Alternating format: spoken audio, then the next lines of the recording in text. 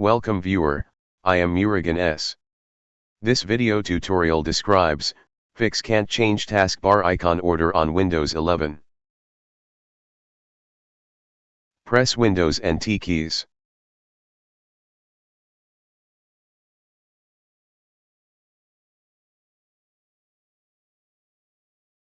Press left or right arrow to select the icon you want to move.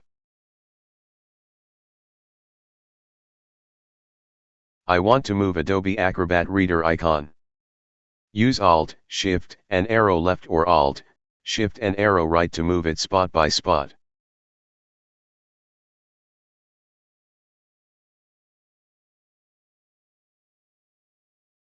Press Windows and T keys.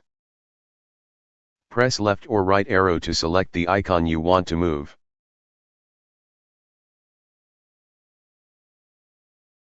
Use Alt, Shift, and arrow left or Alt, Shift and arrow right to move it spot by spot.